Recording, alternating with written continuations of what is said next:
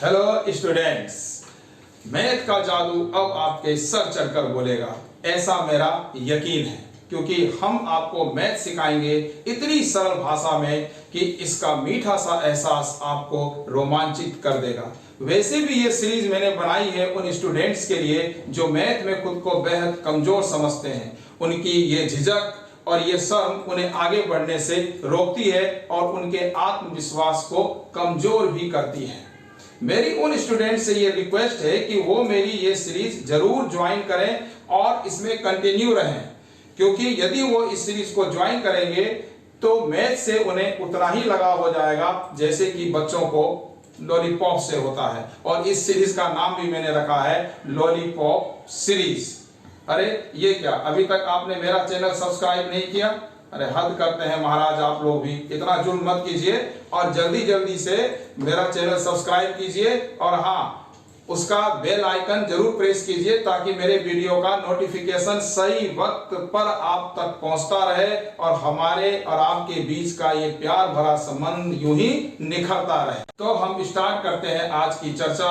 मैं आपसे एक क्वेश्चन पूछना चाहता हूं कि आपको मैथ में डर सबसे पहले कब लगा? सोचिए और अपने उस बचपने में जाइए। आपको याद आएगा क्या काउंटिंग में कोई प्रॉब्लम हुई आपको? तो आप सोचेंगे नहीं, कोई खास प्रॉब्लम तो हमको याद नहीं आ रही है। क्या प्लस माइनस, गुना भाग, डिवीजन, मल्टीप्लिकेशन, इस सब में कोई प्रॉब्लम हुई? तो आप बोलेंगे हाँ, लगभग उतनी ही हुई जितनी सब बच्चों को होती है और वो भी आप किसी तरह सीख गए। पहली बार प्रॉब्लम आनी कब शुरू हुई? जब इस डेसिमल और फ्रैक्शन ने एंट्री की। ये दशमलव और भिन्न जैसे ही एंट्री लिए वैसे ही आपको थोड़ी थोड़ी बेचैनी महसूस होने लगी और एक बार ये डर का क्रम शुरू हुआ तो एक सिलसिला सा बन गया। उसके बाद square root, cube root, percentage यानी प्रतिशत, लाभ और हानि, प्रॉफिट एंड लॉस जिसे कहते हैं, और यदि आप इन सबसे किसी तरह से पार पाने की कोशिश करते भी तो रही कहीं कसर जो है, रही सही कसर किसने पूरी कर दी? ज्योमेट्री ने पूरी कर दी। सही कहा ना मैंने?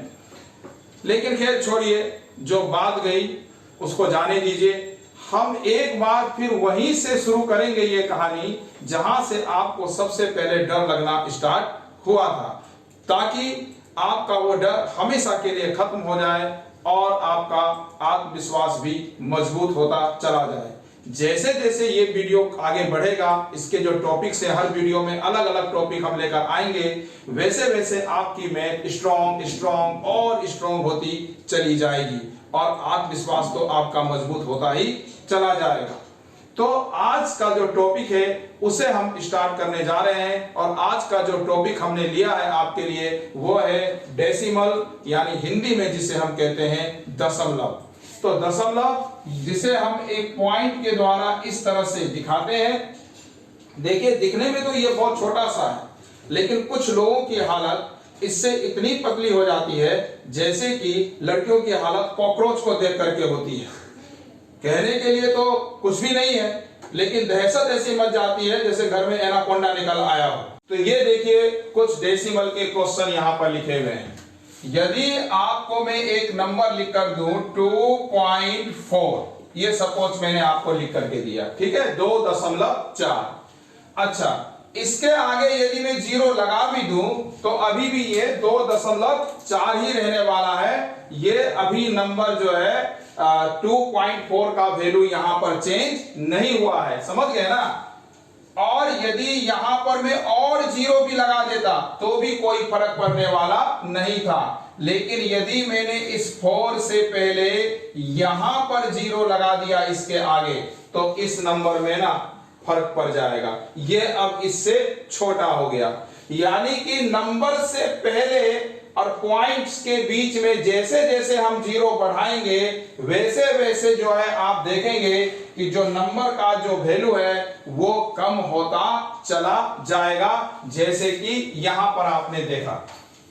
अच्छा, ये जैसे 2.40 इसको हम पढ़ेंगे। अब आप कितने ही 0 लगा दीजिए उसका कोई मतलब नहीं। प्रैक्टिकली मैं आपको बात बता रहा हूं कि ये 2.40 यदि है तो ये 2.04 के ही बराबर हुआ। और 0 यदि आप यहां पर ऐसे लगा देंगे 004 ऐसे कर देंगे तो ये नंबर और छोटा हो गया। देखो ये बड़ा रहा क्योंकि पॉइंट के बाद सीधे नंबर है, कोई 0 वहां पर नहीं है।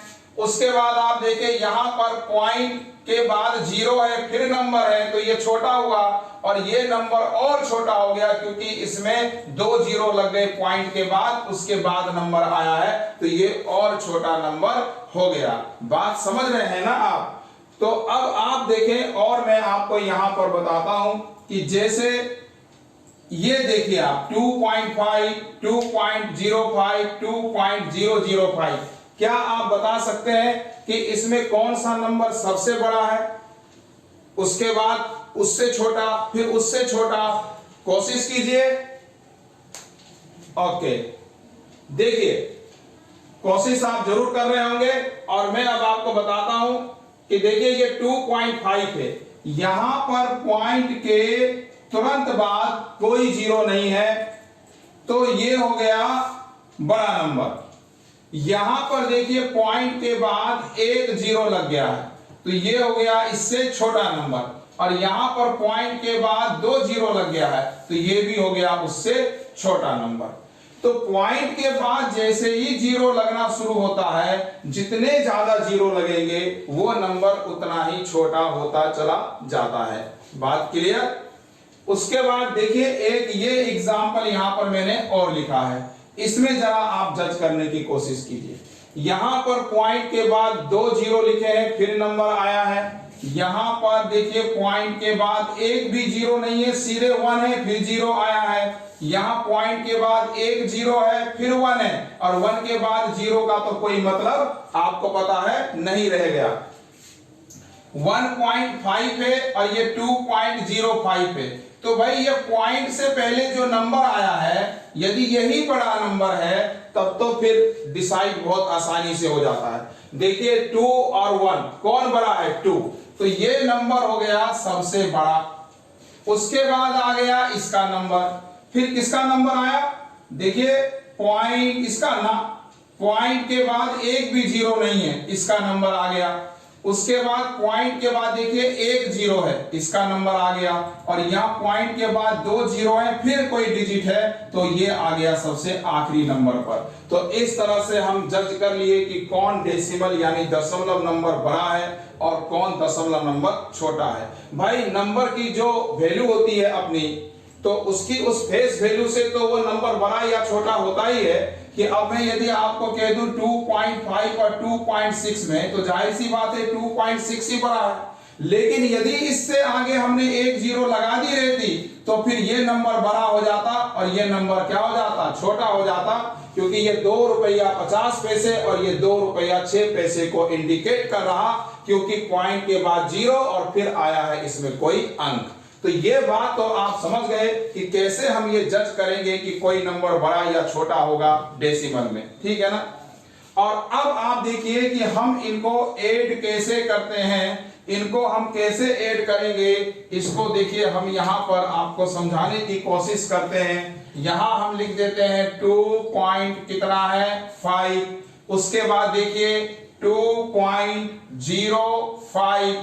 अब देखिए ये 05 आ गया, 5 के आगे 0 ऐसे लगा दीजिए, कोई फर्क तो पड़ना नहीं है आगे 0 लगाने से, ठीक है ना। लेकिन ये थोड़ा आपको एकदम बैलेंस हो गया, 2 डिजिट यहां 2 डिजिट हमने ऊपर ली थी, ठीक है। आगे और बढ़िए, यहां पर देखिए 2.005 लो जी, एक और आगे खिसक गया, कोई दिक्कत नहीं, यहां भी 0 यहां भी 0 लगा दीजिए, ठीक लग रहा है?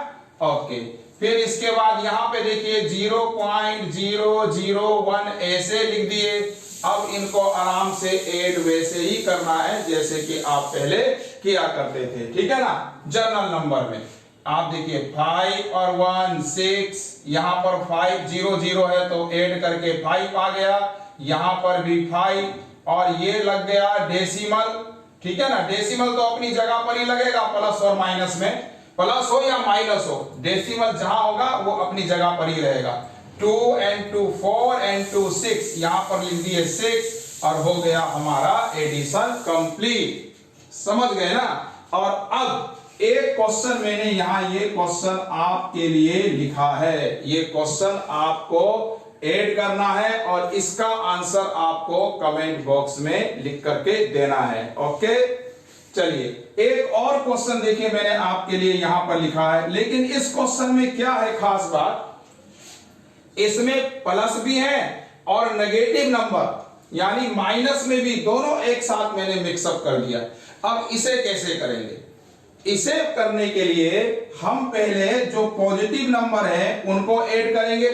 यदि और भी पॉजिटिव नंबर होते वो इधर ही क्यों ना लिखे होते इस तरफ, तो सारे पॉजिटिव नंबर को पहले हम एक साथ ऐड करते और जितने भी नेगेटिव नंबर है उनको एक साथ ऐड करेंगे। देखिए नेगेटिव नंबर भी एक साथ ऐड होते हैं, नेगेटिव नेगेटिव भी ऐड हो जाता है और साइन जो है ना उसका वो माइनस का ही रहता है। बहुत बच्चों को ये प्रॉब्लम भी होती है कि भाई माइनस और माइनस क्यों जुड़ गया और साइन उसका माइनस का ही क्यों आया। तो नंबर लाइन में तो आप लोगों ने पहले भी जानने की कोशिश की होगी। मैं आपको एक बहुत ही प्रैक्टिकल सा आंसर देता हूं कि आप ये सोचिए कि सपोज आपके पॉकेट में 50 रुपीज है, 10-10 रुपए के 5 नोट है आपके पास, आप मार्केट जा रहे हैं, पॉकेट से कुछ निकालने के क्रम में 10 रुपए आपके गिर गए, तो 10 रुपए का लॉस लगा, 10 रुपए माइनस में चले गए आप। थोड़ी दूर आप और आगे बढ़े, किस्मत खराब थी, 10 रुपए और किसी कारण से आपके पॉकेट से गिर गए, तो 10 रुपए का और घाटा लगा। पहले 10 रुपए माइनस, फिर अभी भी 10 रुपए और माइनस में आप चले गए, तो आप क्या बोलेंगे, कुल ऐड करके बोलेंगे ना कि हम 20 रुपीज माइनस में चले गए हैं। और साइन भी देखो माइनस बोल रहे हैं, आप क्या कह रहे हैं कि हम 20 रुपए माइनस में गए हैं, यानी कि माइनस का 20, तो माइनस माइनस ऐड हुए और माइनस में ही आपको आंसर आया। और यदि आपके 10 रुपए और खो गए होते तो कितने हो जाते वो, माइनस का 30। और इसी क्रम में बस रुक जाइए, अब मैं आपके ज्यादा पैसे को लॉस करना नहीं चाहता हूं। आप बोलेंगे कि आप तो हमें दिल करके ही छोड़िएगा, और एग्जाम्पल भी दे रहे हैं हमारे ही पैसे से, अपने पैसे बचा के रखे हुए हैं और हमारे ही पैसे जो है सर्फ होने पे लगे हुए हैं एग्जाम्पल में। खैर कोई बात नहीं, मैं जल्दी आपके वो पैसे भी वापस करवा दूंगा अभी अगले एग्जाम्पल में। तो ये देखिए कि यहां पर किस तरह से माइनस और माइनस ऐड हुए और साइन माइनस का ही रहा। और जब प्लस और माइनस आपस में आप सोल्व करते हैं, ऐड करते हैं उनको प्लस और नेगेटिव नंबर को, तो वो दोनों ना आपस में माइनस हो जाते हैं, लेकिन साइन होता है बड़ी संख्या का। जैसे आपने देखा होगा कि कहीं पर प्लस का 5 है और माइनस का 2 है और हम आंसर लिखते हैं 3, क्योंकि यहां पर 5 है बड़ा, तो आंसर माइनस तो हो गए लेकिन बड़ी संख्या का साइन +3 आया। और यदि हम इसे 2 - 5 लिख रहे होते तो कितना आंसर हो जाता हमारा, अभी भी 5 में से 2 गया 3, लेकिन बड़ी संख्या माइनस की तो माइनस साइन आ जाता। वही एग्जाम्पल देखिए मैं आपको दोहरा रहा हूं, अभी तक आपके 30 रुपए खो चुके थे, लेकिन आगे चलकर आपकी किस्मत अच्छी रही और 20 रुपए आपको मिल गए कहीं पर। 30 रुपए का आपको अभी तक नुकसान लगा हुआ था, 20 रुपए आपको आगे जाकर मिल गए, तो कुल मिलाकर आप बोलेंगे कुछ तो राहत मिली भाई, 20 रुपए मुझे मिल गए, कुछ राहत मिली। तो वो राहत क्या थी कि 20 रुपए आपको वापस आ गए, लेकिन अभी भी आपका मन उदास, आप बोलेंगे 10 रुपए तो अभी भी हम घाटे में चल रहे हैं। तो साइन किसका आ गया, बड़ी संख्या का, वो जो घाटा चल रहा था अभी पूरा नहीं हुआ आपका। लेकिन यदि आपको 20 नहीं 50 रुपए मिल गए होते आगे कहीं, आपको खुशी होती कि 50 रुपए मिल गए, किस्मत बहुत अच्छी आज। और 30 रुपए खोए थे, 50 रुपए मिल गए, तो अब आप बोलेंगे चलो भाई ले दे करके 20 रुपए का तो फायदा हो ही गया, क्योंकि देखिए आपको पॉजिटिव ज्यादा हो गया, बड़ी संख्या 50 थी उसका साइन आ गया। मैं जनरली प्रैक्टिकल आपको यह समझाने की कोशिश कर रहा हूं कि कहीं पर यदि प्लस और माइनस दोनों को ऐड कर रहे हो तो हमेशा बड़ी संख्या जो होती है उसका साइन आ जाता है, और प्लस में तो हमेशा प्लस का ही साइन होता है करने में, ये तो आप जानते ही हैं। तो आइए इस पर हम इस क्वेश्चन को सॉल्व करते हैं और अब आप बहुत अच्छे से इसको समझ जाएंगे। देखिए यहां पर पहले हम प्लस और प्लस को ऐड करेंगे 2.5, और इसमें हम 5, देखो 5 के आगे यहां कुछ भी नहीं, तो पॉइंट के बाद हम एक 0 ऐसे लगा देंगे। अब इन दोनों को हम ऐड कर लेते हैं 5 और ये आ गया यहाँ पर पॉइंट अपनी जगह पर, और ये हो गया 7, तो 7 पॉइंट कितना हो गया 5। अब माइनस और माइनस को भी हम अलग ऐड कर लेते हैं, 0 - 3 और 0 - 0 2, तो इसके ऊपर एक 0 यहां आप ऐसे रख दीजिए, ये हो गया 2, ये 3 और ये पॉइंट और ये 0, 0.32 ये आ गया। लेकिन आप देख रहे हैं ये दोनों नेगेटिव हैं, तो इसका जो फाइनल आंसर होगा, क्योंकि ये भी नेगेटिव था ये भी नेगेटिव था, तो फाइनल आंसर किस में आएगा, माइनस में आएगा। अब एक हो गया, इसको जब हम सॉल्व करेंगे तो 2.5 और +5 को ऐड करके आया 7.5 और ये आया मेरा -0.32, तो फिर ये दोनों अब माइनस होगा ना। देखो 7.5 में हम माइनस करेंगे, 0 लिखेंगे ऐसे, 3 2, इसके ऊपर 0 लगा दीजिए आगे। अब यहां देखो 10 में से 2 चला गया तो 8, यहां कितना रह गया 4, यहां से 1 उधर ले लिए थे, 4 में से 3 चला गया, कितना बच गया यहाँ पे 1 पॉइंट, और ये 7 का 7 हमने ऐसे ही नोट कर लिया। साइन किसका आएगा, तो बड़ी संख्या 7.5 थी, तो हमारा आंसर आ गया प्लस का 7.18। समझ में आया ना आपको, इस तरह से हमने इसको सॉल्व कर लिया। देखिए इसमें आगे एक और क्वेश्चन मैंने लिखा है माइनस का, तो जैसे हमने प्लस किया है ना उसी तरह से माइनस भी आप लोग आराम से कर सकते हैं। एक एग्जांपल मैं आपको समझा देता हूं। देखिए यहां पर जैसे 4 है, अब 4 में से इसको माइनस करना है। ओके, कैसे करेंगे, तो 4 के आगे कुछ नहीं, जबकि यहां डेसिमल यानी दशमलव के आगे 1 2 3 अंक मौजूद, तो हम यहां पर 1 2 3 0 लगा देते हैं, क्योंकि हमको इसके नीचे लिखना है 0.003 कुछ ऐसे, और इन्हें कर देना है माइनस। अब माइनस करना तो आपको आसानी से आता है, पहले से ही आता है, तो यहां से 1 इधर लेंगे तो ये 10 हो गया, इधर लेंगे अब ये 10 हो गया, ये 9 बचा, इधर लेंगे तो यहां पर 10 हो गया, है ना, तो ये हो गया 3 और यहां बच जाएगा 9, यहां बच जाएगा 9 और यहां से उधर ले लिए थे, यहां बच गया 3, तो आंसर हो गया आपका 3.993। और एक ये आप देख रहे हैं ना, यहां पर एक क्वेश्चन मैंने लिखा है कि 3.1 माइनस 0.002, इसे आप सॉल्व करके इसका आंसर कमेंट बॉक्स में लिखिएगा, ठीक है। अब देखिए कुछ मल्टीप्लाई के क्वेश्चन। देखिए जहां तक डेसिमल में मल्टीप्लाई की बात है, तो आप पहले ही दशमलव का टेंशन ना रखें, ये भूल ही जाए कि कोई दशमलव भी यहां पर कोई डेसिमल पॉइंट यहां पर लगा है। जैसे इस एग्जांपल को आप देखिए, यहां पर 2.5 को हमें मल्टीप्लाई करना है 5 से। आप इसे भूल जाइए थोड़ी देर के लिए कि बीच में कोई पॉइंट भी है, सीधे आप 25 को 5 से मल्टीप्लाई कीजिए। अब 5 से इसको मल्टीप्लाई करेंगे 125 आ जाएगा। और अब देखिए कि एक डिजिट के बाद यानी एक अंक पहले डेसिमल है, तो वो आप यहां पर लगा दीजिए, हो गया आपका आंसर, कोई प्रॉब्लम नहीं। इसी तरह जरा इन दोनों को मल्टीप्लाई करके देखिए, यहां पर है 2.5 इंटू 2.5। अब इन दोनों को जब आप मल्टीप्लाई करेंगे तो 25 इंटू 25 इजिली मल्टीप्लाई कर लेंगे आप लोग, आ जाएगा 625। अब आप देखिए कि डेसिमल कहां है, कितने डिजिट पहले है, तो एक डिजिट पहले यहां पर है और एक डिजिट पहले यहां पर है, कुल मिलाकर के 2 डिजिट पहले हो गए आपके। टोटल कर लेते हैं उनका, तो यहाँ एक और एक 2 अंक पहले यहां पर आप लगा दीजिए, हो गया आपका आंसर।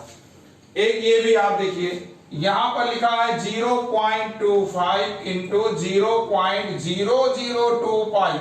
देखिए इसमें किस तरह का ये क्वेश्चन है, पर कोई समस्या नहीं है। आप अभी भी 25 और 25 देखो, 25 से पहले यदि डेसिमल ना रहे तो इस 0 का क्या मतलब है, कुछ भी नहीं, कहीं पर आप 05 लिखो या 5 लिखो, बात एक ही है। डेसिमल लगने के बाद इसका मतलब हो जाता है, ठीक है ना, जो 0 लगा रहता है आगे।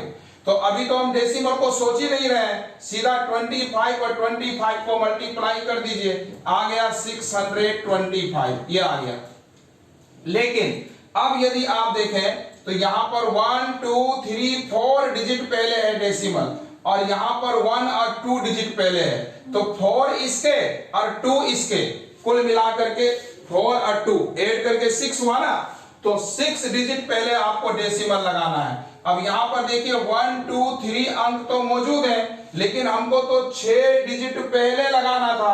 अब 3 डिजिट कहां से लाएं? तो भाई इसके आगे 1 0 2 0 और एक और 0, 3 0 लगा दीजिए। अब हो गया 1 2 3 4 5 6, क्योंकि आगे 0 लगाया अभी तक तो इसका कोई मतलब नहीं है, लेकिन जैसे ही हम दशमलव लगाएंगे इसका मतलब हो जाएगा। आगे भी 0 लिख दीजिए ऐसे पूर्णांक के लिए, इंटीजर के लिए।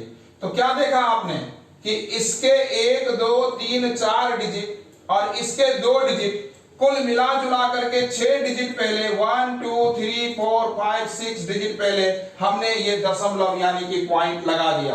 तो कितना आसान था, डेसिमल हटा के मल्टीप्लाई किए और मेरा आंसर आ गया।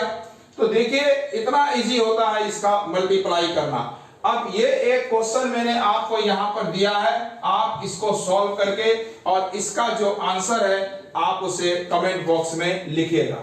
अब आते हैं हम कुछ डिवीजन के क्वेश्चन पर। आप देखिए ये भी बहुत आसान हो जाएगा।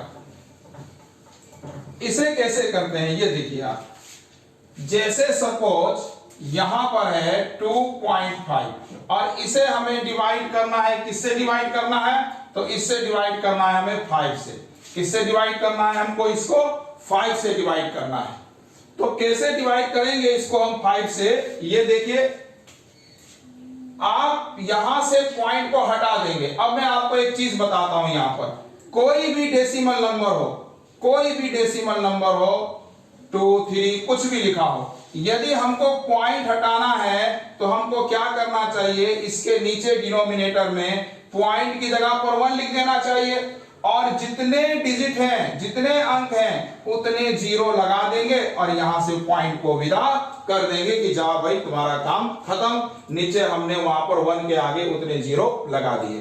तो ऐसे ही हम डिवीजन में करते हैं, हम उसके पॉइंट को पहले हटा देंगे तो बहुत इजी हो जाएगा। अब आप देखिए यहां पर इस जगह पर पॉइंट की जगह पर हम 1 लिखेंगे और एक ही अंक है उसके बाद, तो एक 0 लग जाएगी। अब यहां से पॉइंट हट गया। अब 25 को 5 से डिवाइड करना ये कौन बड़ी बात है, बच्चा बच्चा कर लेगा। 5 5 जा 25, भाई 5 1 जा 5 और 5 5 जा 25। तो 5 तो आ गया हमको, लेकिन नीचे क्या आया था? 10। अब इसको जब वापस से सॉल्व करेंगे तो जितना 0 होता है 1 के आगे उतना डिजिट पहले हम क्या करते हैं? डेसिमल यानी दशमलव को लगा देते हैं। और वही काम हम यहां पर करेंगे। जैसे हमने लिखा 5 तो एक 0 था, तो एक ही अंक पहले यानी कि यहीं पर दशमलव हमारा पॉइंट लग जाएगा और ये हो गया हमारा आंसर। अब आप समझ गए होंगे। आप ये देखिए यहां पर एक और क्वेश्चन है, इसमें लिखा है 2.05 को डिवाइड कीजिए 0.005 से। ठीक है, करना क्या है आपको? इनटू ऐसे लगाइए और यहां पर देखो इसका पॉइंट हटाना है तो यहां नीचे लिखना पड़ेगा और इसका पॉइंट हटाना है तो ऊपर न्यूमरेटर में आपको लिखना पड़ेगा। तो यहां पर आप पॉइंट की जगह पे 1 और 2 0 यहां आगे लग गई और यहां पर भी पॉइंट की जगह पे 1 और 3 0 ये आप आगे इसको बढ़ा दीजिए। अब देखिए यहां पर 2 0 से 2 0 कैंसिल कर दीजिए, तो कुल मिलाकर के यहां पर कितना बचा है? 10।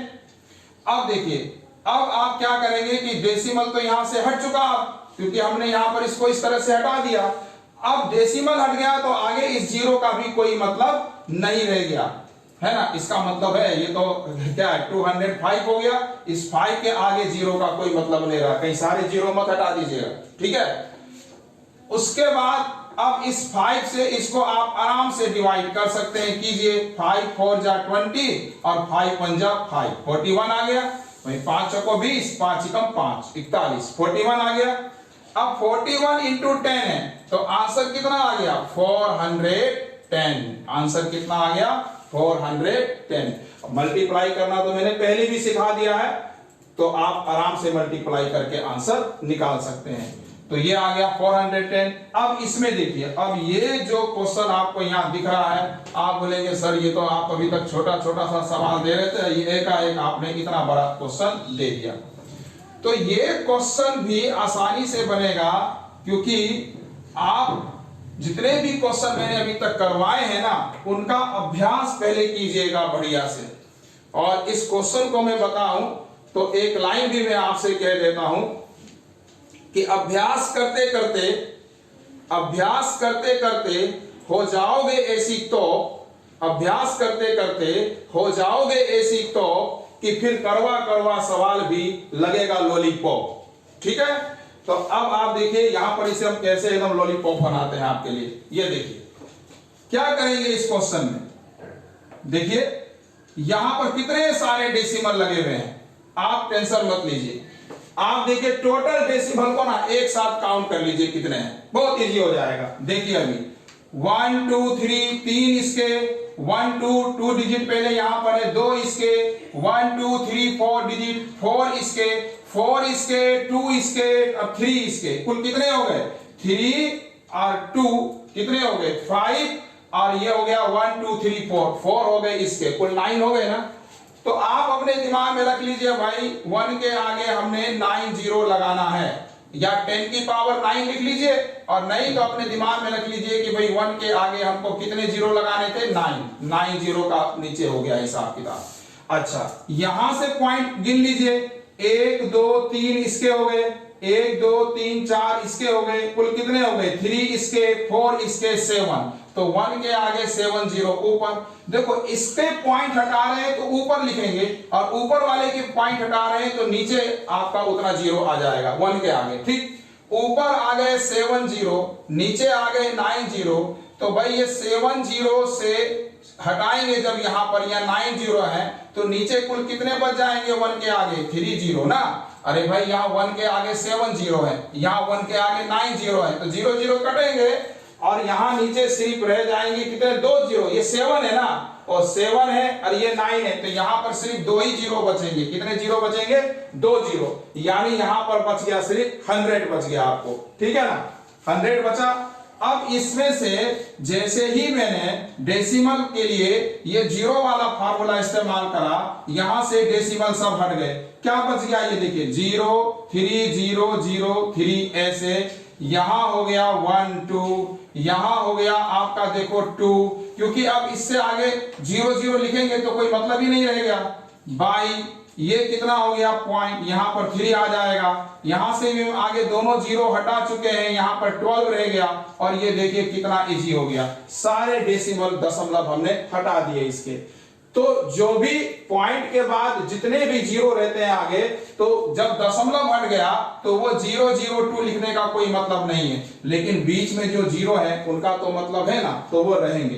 अब आप देखिए यहाँ 2 से 2 कैंसिल हो गया, यहाँ 12 से 12 कैंसिल हो गया, यहाँ 3 से ये कैंसिल हो गया, तो 1 0 0 1, ये आंसर आ गया ना आपका डिवाइड करके। 3 1 जा 3, 3 0 जा 0, 3 0 जा 0 और 3 1 जा 3, 101।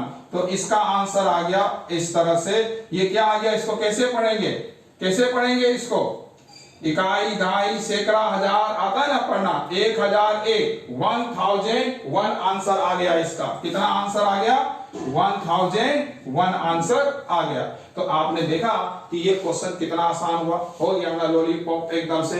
कोई परेशानी हुई? सारे डेसिमल हटा दिए, डेसिमल को इधर ले जा करके हमने सॉल्व कर दिया, जीरो जीरो आपस में कट जाती हैं, जो जीरो बची यहाँ पर, अरे अभी यहाँ पर 2 जीरो बची हुई है, और ये 2 जीरो तो हम भूल ही गए। ये 2 जीरो का क्या करेंगे? अभी तो नीचे 100 था, अभी पूरा नहीं हुआ था, थोड़ा सा बच गया था, हाथी निकल गया था, पूंछ बाकी रह गई थी बच्चों। यहाँ पर देखिए ये 2 जीरो जो बचा है नीचे, इसका 2 जीरो 2 डिजिट पहले इसका पॉइंट लगाएंगे। 2 जीरो है यहाँ पर, तो 2 डिजिट पहले पॉइंट 1 और 2 गिनकर यहाँ पॉइंट लगा दीजिए, 10.01 हो गया। अब देखिए अब ये क्वेश्चन कंप्लीट हो गया, तो कोई प्रॉब्लम इसे कंप्लीट करने में नहीं हुई, आपको भी नहीं हुई होगी। तो ये क्वेश्चन मैंने लिखा है आपके लिए, इसका आंसर आप कमेंट बॉक्स में लिखिएगा। तो बच्चों अब नेक्स्ट वीडियो में हम आपके लिए और कोई नया टॉपिक लेकर के आएंगे। यदि आपको कोई प्रॉब्लम्स इन क्वेश्चन को सॉल्व करने या समझने में हो रही है, तो आप उस बात को कमेंट बॉक्स में जरूर लिखिएगा, ताकि हम और अच्छे ढंग से मेहनत करके आपकी उन समस्याओं को दूर कर सकें। आज के लिए इतना ही।